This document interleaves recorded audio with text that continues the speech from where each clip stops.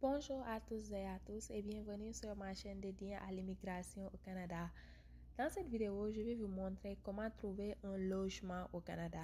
Il est assez difficile parfois de trouver un logement au Canada lorsque vous résidez à l'étranger, dû au fait qu'il y a beaucoup de fraude, mais aussi à cause du nombre important d'arnaqueurs qui existent. Pour la première partie, pour les logements temporaires, je vais vous parler de deux sites. Tout d'abord, les auberges de jeunesse et par la suite Airbnb. Je vous mettrai en barre de description tous les liens que j'utilise pour cette vidéo. Là, je suis sur le site de aubergejeunesse.com. Donc là, j'ai recherché pour la ville de Montréal, mais vous pouvez rechercher l'endroit où se trouve votre école ou université à laquelle vous en allez. Donc pour Montréal, il y a beaucoup de résultats qui s'affichent. Vous pouvez rechercher ou même filtrer les résultats que vous avez trouvés en fonction du prix ou bien choisir l'endroit en fonction de la localisation. Ou bien vous pouvez juste zoomer. Ou vous pouvez choisir également en fonction des services. Par exemple, si vous voulez un petit déjeuner gratuit, vous pouvez cliquer dessus pour sortir que les résultats avec petit déjeuner gratuit. Rentrons maintenant dans le premier résultat qui s'affiche. Donc, c'est M Montréal.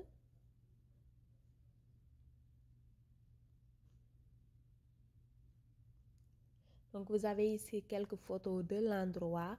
Ça donne également tous les services qui sont inclus, notamment le Wi-Fi qui est gratuit, les draps qu'ils changent à chaque jour, le dépôt des bagages aussi, les serviettes, des visites guidées, ce qui est assez intéressant, surtout si on vient d'arriver dans une ville. Il y a également des restos payants sur place, la sécurité, une cuisine commune et que c'est interdit de fumer. Donc, il y a d'autres activités que vous pouvez lire. Donc, actuellement, le prix en date du 28 août est de 43,99 $. Je pense que c'est un bon prix. Donc, si vous avez déjà réservé votre vol, vous connaissez la date de votre arrivée et que vous n'avez pas toujours trouvé de logement, moi, je vous recommande vraiment les auberges de jeunesse. Moi, c'est ça que j'avais pris lorsque je venais d'arriver à Montréal et que j'avais pas encore trouvé une résidence permanente. Donc, juste vérifier l'endroit où vous en allez, juste vérifier que l'auberge est bien sécurisée. Mais en général, c'est un bon endroit pour quelques jours, une semaine maximum, et par la suite rejoindre votre résidence permanente. À noter également que ce prix, c'est pour les dortoirs avec 14 lits. Donc, c'est fort probable que les 14 lits soient occupés. Si c'est quelque chose que vous n'aimez pas, vous pouvez voir dans les dortoirs qui ont moins de lits. En général, il y a moins de monde. Aussi, si c'est pas parce que vous êtes dans un dortoir de 14 lits que sera full occupé. Il se peut que cette journée ou cette semaine ne soit pas occupée pour l'auberge. Donc, il se peut qu'il y ait beaucoup de places disponibles. Donc, en général, s'il y a peu de monde, c'est encore bien. Vous avez gagné des sous, je suppose. Donc, il y a l'avantage également, si vous êtes des femmes et que vous voulez pas être dans un dortoir mixte, vous pouvez réserver une dortoir pour que des femmes. Donc, ça aussi, c'est intéressant. Ou par la suite, prendre un dortoir qui a moins de lits. Mais plus il y a moins de lits, plus c'est cher. Comme ici, celui avec le moins de lits, 4 lits, mix ou même femmes seulement, avec salle de bain partagée, c'est 87 et 99 $. Donc, si vous comptez rester pour 5 jours, c'est quand même, ça devient assez cher, mais à vous de voir. Maintenant, revenons à la page, aux résultats de nos recherches et regardons Samsung Montréal Central. Donc, pour celui-là, il y a le petit déjeuner qui est gratuit, qui est offert. Il y a le Wi-Fi, le drap, les bagages, les serviettes et les visites guidées.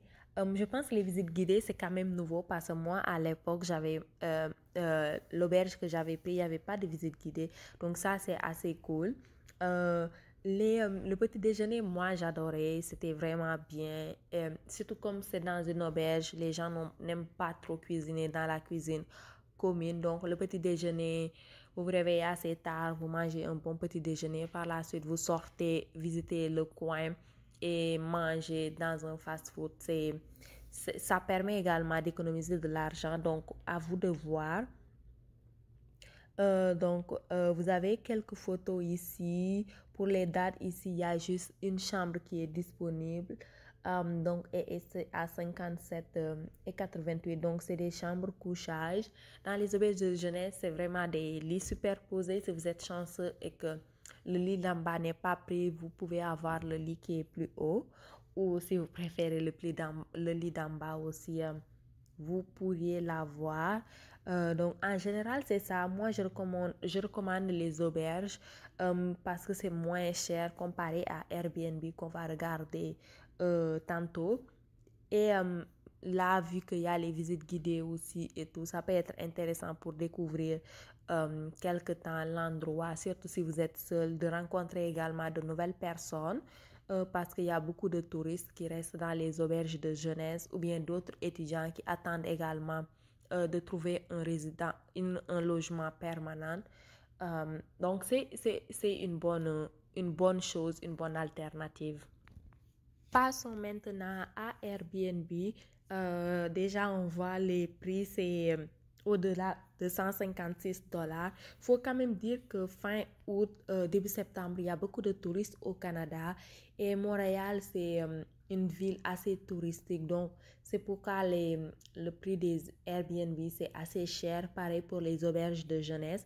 Mais quand même, comparé 156 $, je pense que c'est celui le moins cher que je vois là, comparé ou même un 117 $, un logement à 117 $ avec une auberge de jeunesse dont vous pouvez payer 50 $ ou 60 $.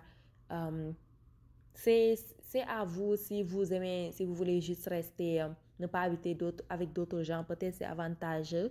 Si vous venez avec une autre personne également, certainement c'est plus avantageux qu'une auberge de jeunesse. Mais c'est à voir avec votre budget et prendre tout ça en compte.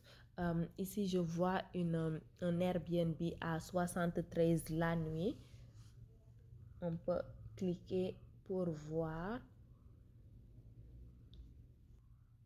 Donc, le prix est assez intéressant, même si l'endroit où se trouve le logement est assez éloigné de Montréal, ville, centre-ville.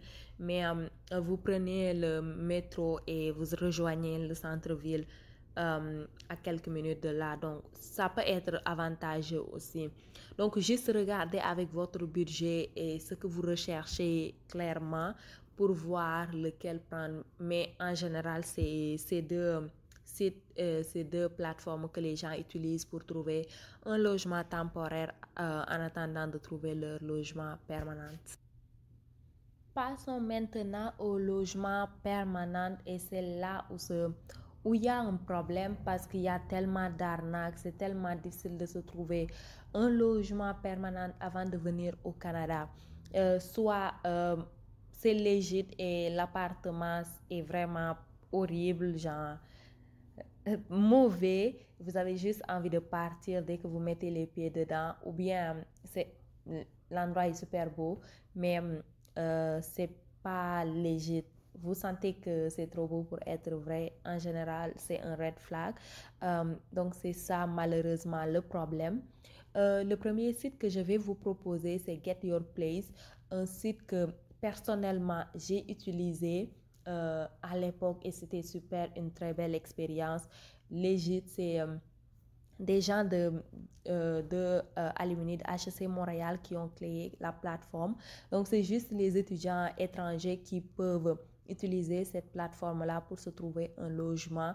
Moi, je l'ai utilisé personnellement. J'ai payé avant de venir et j'ai eu aucun problème. Lorsque je suis arrivée, le logement était là, m'attendait déjà. Donc, j'ai juste habité et les photos, même si c'est tellement beau, c'est la réalité moi, j'ai vu les photos. Le seul inconvénient que j'avais personnellement, c'était une colocation. J'étais pas trop colocation, mais quand même, c'était une belle expérience parce que j'ai rencontré beaucoup d'étudiants étrangers comme moi. Donc, pour certains logements, il y aura peut-être 8 ou 9 personnes dans la maison, mais chacun aura sa propre chambre. Et pour d'autres logements, vous pouvez trouver des logements avec 4 personnes. Donc, juste prenez-vous-y à l'avance parce que le site est vraiment bien aimé des étudiants étrangers parce que c'est même les universités qui le recommandent tellement que c'est légal. Et en général, on veut juste être assuré que c'est un bon site et tout ça pour payer. Donc, en général, si les écoles, universités le recommandent, c'est parce que le site est vraiment légal. Moi, je l'ai utilisé personnellement. J'ai habité durant une année, j'ai payé mon loyer avec eux, donc c'était super. Donc là, je cherche, par contre, un petit NB. Get Your Place, c'est juste pour ceux qui s'en vont à Montréal. Donc, malheureusement, si vous n'allez pas à Montréal, il n'y a pas de Get Your Place en dehors de Montréal. Donc là, on peut cliquer sur n'importe quelle université parce que c'est les mêmes logements en fait que vous allez trouver en général pour toutes les universités qui vont s'afficher. Après, c'est à vous de choisir. Je vais faire HEC Montréal. Donc là, vous avez les durées du bail que vous voulez, le nombre de colocataires maximum que vous voulez, la distance entre votre université que vous voulez. Et c'est ça, ou bien vous pouvez regarder tout et regarder celui qui a le moins de colocataires, je suppose. Donc, c'est à vous de voir. Et honnêtement, les photos, ça reflète la réalité. Moi, je l'avais vu, je me suis dit, c'est pas sûr, mais j'ai pas regretté d'avoir fait ça avec eux. La colocation peut être difficile à certains moments, mais les logements, c'est bien et il y a une personne qui nettoie à chaque 2 semaines, il me semble, avec le loyer. Donc, par exemple, si on clique sur le premier, la Villa 1, donc il y a une chambre actuellement disponible à 700 dollars, il me semble.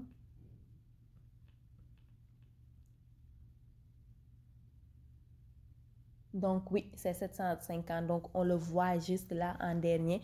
Donc c'est le seul qui reste actuellement pour cet logement.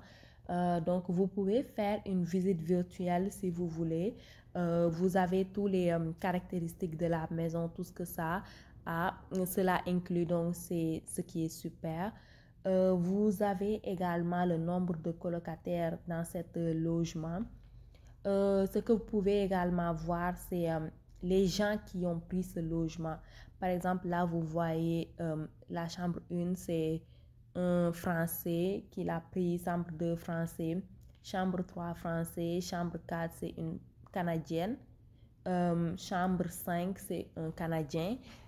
Donc, vous pouvez voir si vous êtes confortable avec une colocation mixte, c'est intéressant, vous pouvez choisir ça. Si vous voulez une colocation avec personnes de même genre, vous pouvez regarder à chaque fois quelles personnes ont loué les chambres et vous pouvez par la suite vous adapter et choisir. Et les personnes sont assez résilientes parce que moi, je m'étais trompée au moment de choisir. J'avais choisi une colocation et c'est par la suite que j'avais remarqué que c'était juste une colocation avec des hommes, ce que je voulais pas. Donc, par la suite, j'ai demandé pour qu'on me change en une colocation mixte qu'ils ont accepté. C'était vraiment super. Et même par la suite, 6 mois après, j'ai demandé à être changée pour une autre colocation près de HEC Montréal, ce qui avait été accepté aussi à l'époque. Donc, franchement, je recommande vivement ce site-là. Et ils vont vous demander de payer avant de venir.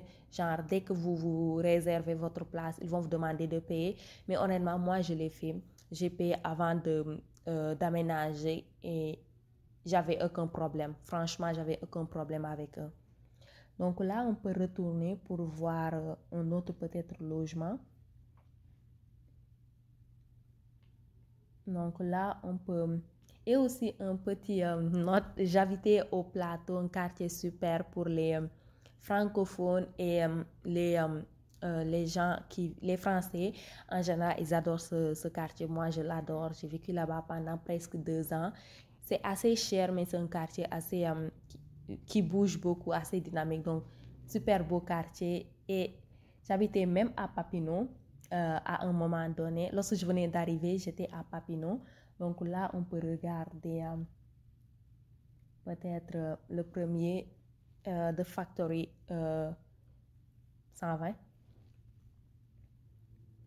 Donc là, c'est une colocation avec 4 personnes. Donc il y a juste une chambre qui est disponible actuellement et c'est à $700, ce qui est un bon prix, je pense, à Papineau. Donc actuellement, il y a déjà 2 Canadiens qui ont réservé, 2 Français qui ont réservé, une Française, un Français et un Canadien. Et donc, il y a une place de libre. Donc, voilà, je recommande vivement ce site. Honnêtement, c'est le site que j'ai trouvé qui était vraiment assez léger pour moi. Et honnêtement, si vous voulez vraiment réserver, si vous êtes quelqu'un qui stresse à l'idée d'avoir un logement avant de venir au Canada, passez par ce site, vous n'allez pas le regretter, franchement. Je vais maintenant vous parler d'un dernier site ou deux peut-être derniers sites avant de finir cette vidéo, mais je vous recommande ces sites-là, vraiment, ce site vraiment en dernier ressort parce que la majorité des arnaqueurs s'y trouvent. Pareil également pour Marketplace, tout le monde connaît. Donc ce site-là, c'est une site de revente en fait au Canada. Donc tout ce dont vous avez besoin, tout, vous allez le trouver sur ce site-là. Donc là, on va peut-être rechercher condo ou studio à Montréal. Mais en général, moi, ce que je vous recommande, c'est que si vous souhaitez passer vraiment par ce site-là, parce que c'est des bailleurs individuels, pas des compagnies ni quoi que ce soit, attendez de venir peut-être à Montréal. Là, vous allez visiter le logement et par la suite, si vous voulez prendre le logement, tant mieux pour vous, vous pouvez le choisir. Par contre, si vous êtes à l'étranger et que vous voulez choisir un logement avec eux, faites très attention. Je ne dis pas que c'est tout le monde qui sont des arnaqueurs, mais la majorité d'entre eux, c'est des arnaques. Et si vous voyez une annonce genre centre-ville à un prix pas cher, fuyez cette annonce parce qu'en général, c'est des arnaques. Montréal, ça coûte hyper cher.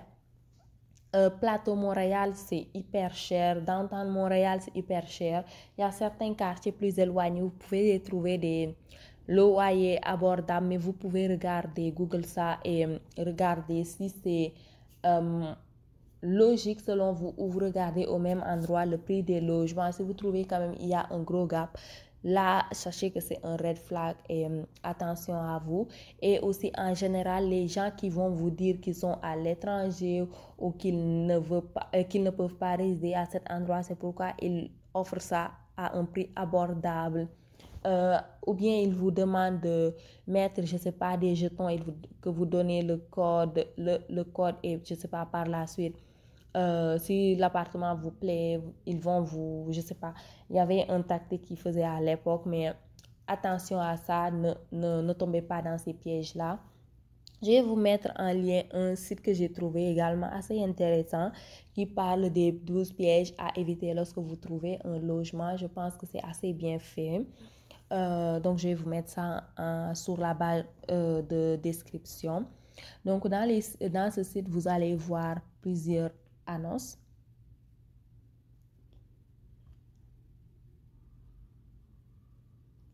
Là, il faut juste que je passe en France et que je change ma localisation.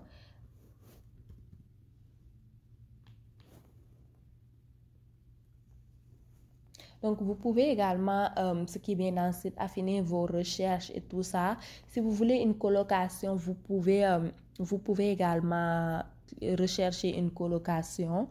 Donc, en général, c'est ce qui est bien. Moi, je vous recommande, si vous avez la chance ou si vous connaissez quelqu'un au Canada, une famille qui peut vous prendre comme cautionneur garant, d'aller avec les agences. Par exemple, c'est ces genres de choses-là. Lorsque vous voyez une agence, ils ont en général leur logo comme celui-là ou Mondev, assez connu aussi à Montréal, parce que eux, c'est vraiment léger. Mais en général, ils demandent une enquête de crédit. Mais comme vous êtes nouvel arrivant, vous n'avez pas de dossier de crédit. Donc, c'est assez impossible pour vous, à moins d'avoir une autre personne sur votre dossier. Certainement, par là, si je vais plus vous expliquer tout ce qui est dossier de crédit, le système au Canada, mais pour donc c'est ça. Donc, en général, malheureusement, si vous êtes nouvel arrivant, vous ne pouvez pas trop aller dans les buildings qui louent et tout ça. Donc, par exemple, ici, euh, donc, ici, je pense que c'est un building de logement aussi, parce qu'en général, c'est eux qui font les 1 month free et tout ça, mais on va juste vérifier. Donc, vous avez tous les services qui sont inclus. Aussi, ne vous cassez pas la tête, essayez de trouver un logement dont l'électricité et le chauffage est inclus. Comme ça, vous n'avez pas à payer tout cela. Le Wi-Fi, si c'est inclus, c'est correct. Vous pouvez par la suite prendre votre propre Wi-Fi à vous. Donc également, je vous recommande pour les buanderies, les lave-vaisselle. Lave-vaisselle, c'est facultatif, mais au moins ayez un buanderie dans l'immeuble où vous allez habiter, parce que sinon c'est toute une casse-tête pour aller voir une buanderie à côté de chez vous, et en général c'est assez cher. Donc, si vous prenez également les immeubles locatifs, vous avez la chance d'avoir peut-être des salles de sport gratuites, des concierges. Aussi, si vous êtes en hauteur, assurez-vous qu'il y a un ascenseur. Et donc, vous avez les descriptions, les contacts. Certainement, si vous venez d'arriver, ce sera difficile pour vous de contacter la personne, mais vous pouvez les écrire sur Kijiji. Donc, il y a ici partie message. Vous mettez votre message, vous envoyez. Pour prendre un rendez-vous, visiter. Donc, à chaque fois, demandez si le logement est toujours disponible et s'il y a une possibilité de faire une visite. Ne prenez pas un logement sans faire une visite. Même si moi, je le fais parfois, mais en général, je passe par les immeubles locatifs. Donc, je sais en général que c'est léger et tout. Je demande juste une vidéo. Mais si c'est une personne, aller faire une visite, c'est ce qui est mieux. Sinon, vous allez avoir de mauvaises surprises. J'en ai malheureusement eu, surtout à Montréal, même à Toronto, mais juste essayer de voir un logement qui vous convient. Également, il y a pour tous les prix. Les colocations, c'est moins cher vu que le logement s'est divisé. Mais en général, actuellement, l'immobilier, c'est hyper cher au Canada. Donc, juste garder ça en tête.